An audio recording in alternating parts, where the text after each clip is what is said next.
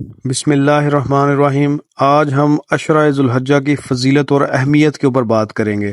ماہ ذوالحجہ کے اول عشرہ کا اعزاز ہے کہ قرآن مجید فرقان حمید میں اللہ تعالیٰ نے ان 10 راتوں کی قسم کھائی ہے۔ قسم ہے فجر کی اور 10 راتوں کی۔ مفسرین کی اکثریت کے مطابق ان 10 راتوں سے مراد ذوالحجہ کی پہلی 10 راتیں ہیں۔ اللہ تعالیٰ کا کسی شے کی قسم کھانا اس کی عظمت و فضیلت کی واضح دلیل ہے، جس سے معلوم ہوتا ہے کہ ماہ ذوالحجہ کا ابتدائی عشرہ اسلام میں خصوصی اہمیت کا حامل ہے۔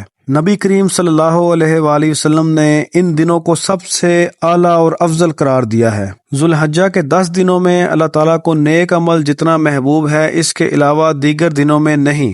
رسول اکرم صلی اللہ علیہ وآلہ وسلم نے فرمایا کہ اور دنوں میں بندے کا عبادت کرنا اللہ تعالیٰ کو اتنا محبوب نہیں جتنا ذوالحجہ کے عشرہ میں محبوب ہے۔ اس عشرہ کے ہر دن کا روزہ سال بھر کے روزوں کے برابر اور اس کی ہر رات کے نوافل شب قدر کے نوافل کے برابر ہیں۔ ایک دوسری حدیث میں خاتم النبیین محمد صلی اللہ علیہ وآلہ وسلم کا ارشاد گرامی ہے کہ دنیا کے افضل ترین دن ایام العشر یعنی ذوالحجہ کے 10 دن ہیں۔ صحابہ کرام نے عرض کیا، کیا اللہ کے راستے میں جہاد بھی ان دنوں کے عمل سے بڑھ کر نہیں؟ تو آپ نے فرمایا، نہیں، جہاد فی سبیل اللہ بھی نہیں، سوائے اس شخص کے جو اپنی جان و مال کے ساتھ نکلا اور ان میں سے کسی چیز کے ساتھ واپس نہ لوٹا، یعنی کہ شہید ہو گیا۔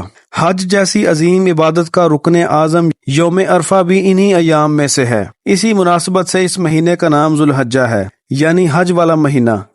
نبی کریم صلی اللہ علیہ وآلہ وسلم کا فرمان ہے کہ جس شخص نے اللہ کے گھر کا حج کیا اور بےہودگی اور فسق سے بچا رہا تو اس حالت میں لوٹے گا جیسے آج ہی ماں کے بطن سے پیدا ہوا ہو۔ یوم عرفہ انتہائی شرف و فضیلت کا حامل ہے۔ یہ گناہوں کی بخشش اور دوزخ سے آزادی کا دن ہے۔ اگر اول عشرہ ذوالحجہ میں سوائے یوم عرفہ کے کوئی اور قابل ذکر یا اہم شے نہ بھی ہوتی تو یہی اس کی فضیلت کے لیے کافی تھا۔ حضرت عائشہ رضی اللہ تعالی عنہا سے روایت ہے کہ رسول اللہ صلی اللہ علیہ وآلہ وسلم نے فرمایا، اللہ تعالیٰ جس قدر عرفہ کے دن لوگوں کو آگ سے آزاد فرماتا ہے اس سے زیادہ کسی اور دن آزاد نہیں کرتا۔